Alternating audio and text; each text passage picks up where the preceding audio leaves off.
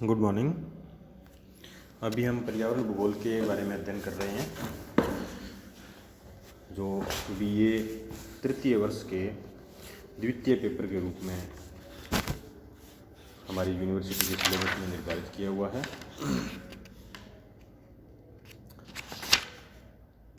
इसमें देखिए आप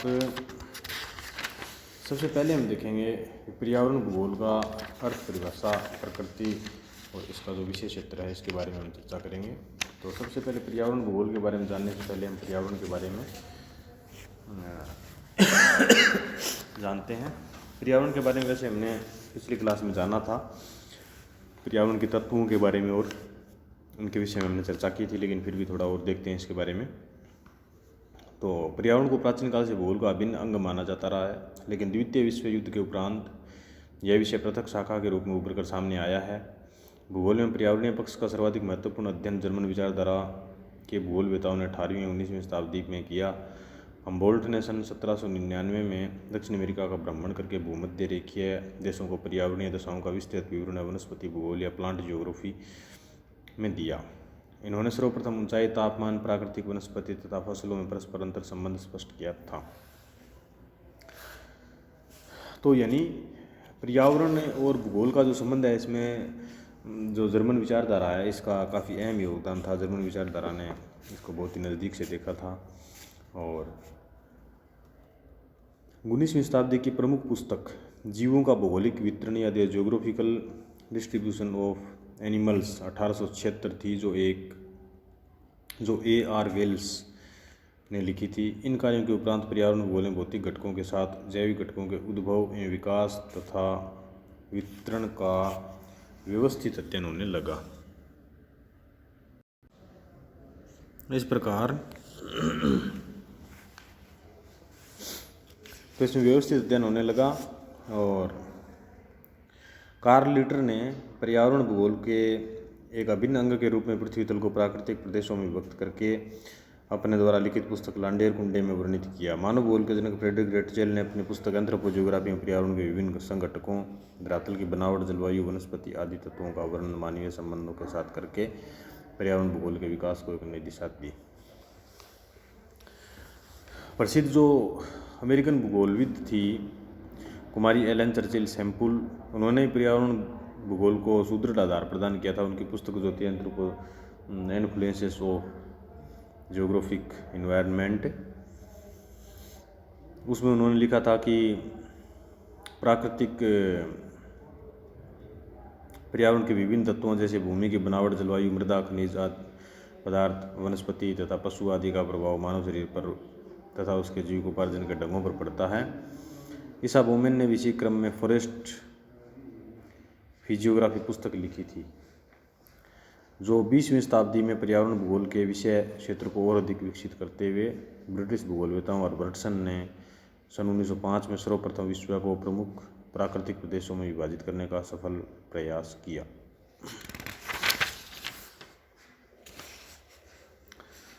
तो इस प्रकार से विभिन्न विद्वानों ने अपने अपने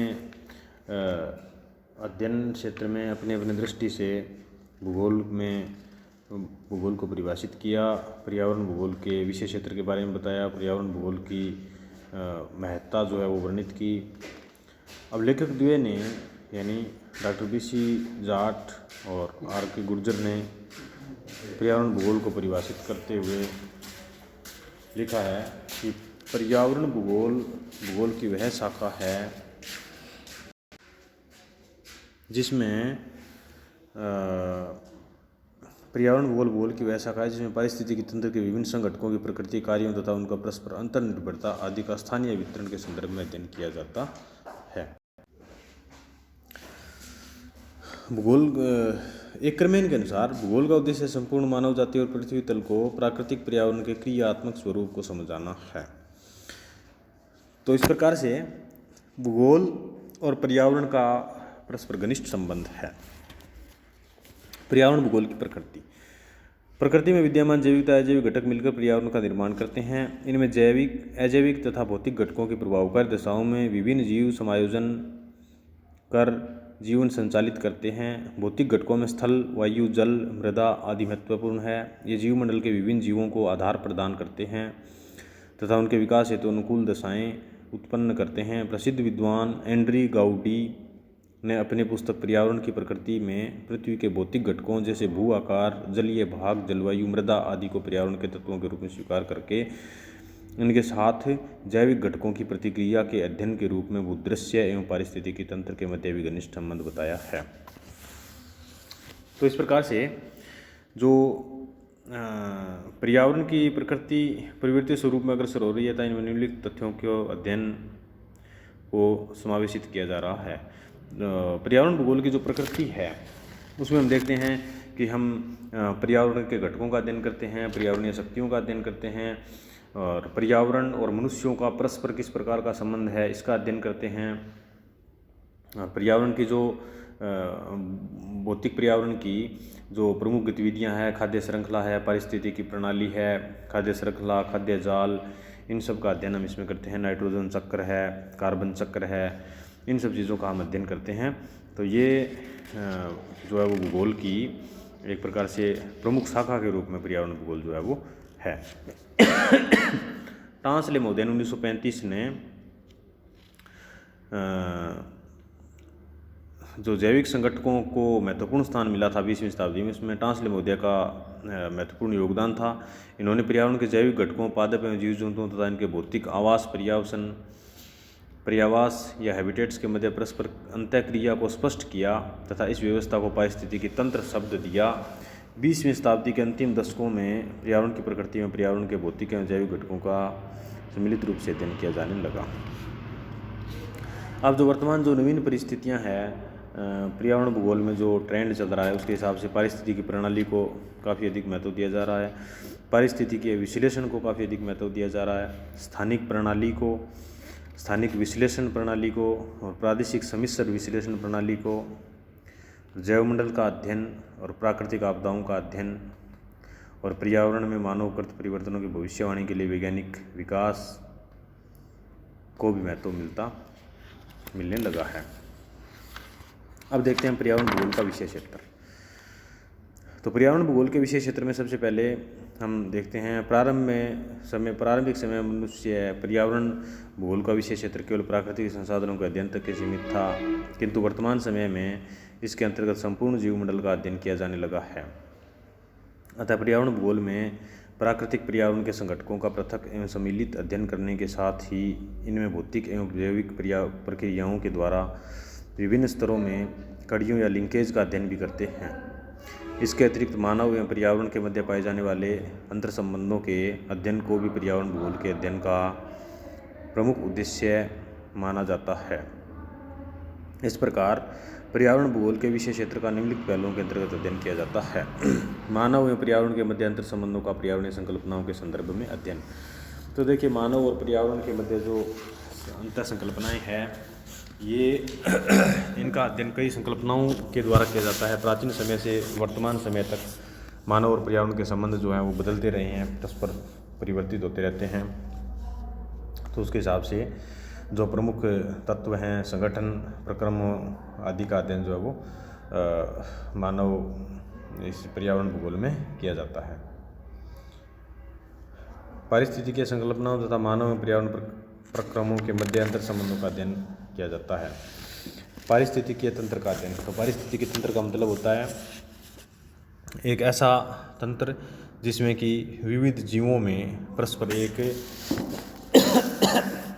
खाद्यान्न का एक सिस्टम निर्मित होता है, जिसमें कि सबसे पहले प्राथमिक उत्पादक जो होते हैं, हरी घास जो है या पौधे जो होते हैं, ये अपना भोजन प्रकाश संश्लेषण और सूर्य के प्रकाश के द्वारा स्वयं अपना भोजन बना करके और द्वितीयक उपभोक्ताओं के लिए भोजन उपलब्ध करवाते हैं, जिसके पश्चात द्वितीयक उपभोक्ता हरी घास को खाते हैं और उसके पश्चात तृतीयक उपभोक्ता द्वितीयक उपभोक्ताओं को खाते हैं और अंत में जो शेष बचता है उसको अपघटक होते हैं जिनको हम सर्वोच्च श्रेणी के उपभोक्ता की श्रेणी में रख सकते हैं, चतुर्थ श्रेणी के उपभोक्ता या अपघटक बोलते हैं जिनको, उत्पादक, उपभोक्ता और अपघटक।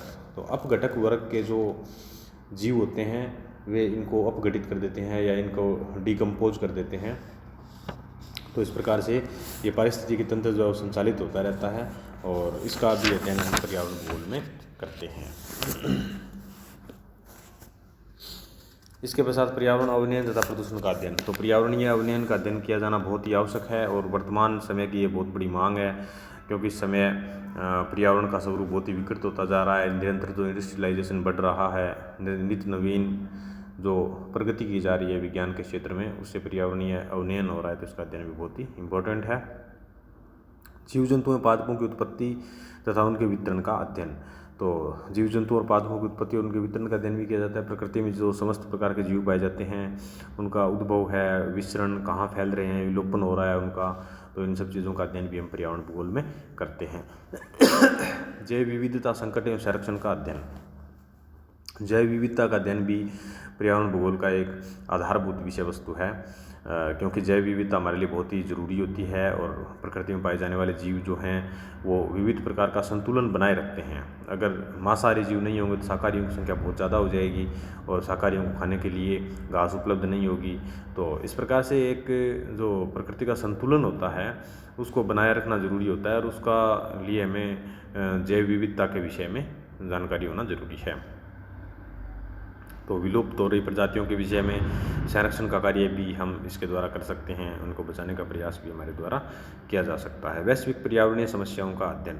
वर्तमान में पर्यावरणीय समस्याएं बहुत ज़्यादा फैल गई है, जैसे हरितगृह प्रभाव है, अम्ल वर्षा है या ओजोन क्षरण है, भूमंडलीय तपन है। इन सब समस्याओं का अध्ययन भी हम इसमें जो पर्यावरण भूगोल है इसका परम अध्ययन, इसका चरम उद्देश्य है इन वैश्विक समस्याओं का अध्ययन करना और उनके निवारण का प्रयास करना। प्राकृतिक प्रकोप एवं आपदाओं का अध्ययन। प्राकृतिक प्रकोप जैसे बहुत सारे नेचुरल जो हैजार्ड्स है, जैसे ज्वालामुखी है, भूस्खलन है, बाढ़, हिमस्खलन, सूखा, तूफान, वनाग्नि, इन सबको अध्ययन शामिल किया जाता है और इनका अध्ययन पर्यावरण भूगोल में प्रमुखता से किया जाता है और इनके समाधान का प्रयास भी किया जाता है। पर्यावरणीय अवबोध एवं चेतना का अध्ययन। और इन सब समस्याओं एवं पर्यावरण के विषय में लोगों को जागरूक करने के लिए एक पर्यावरणीय अवबोध या पर्यावरणीय जागरूकता लोगों में उत्पन्न करने का प्रयास किया जाता है।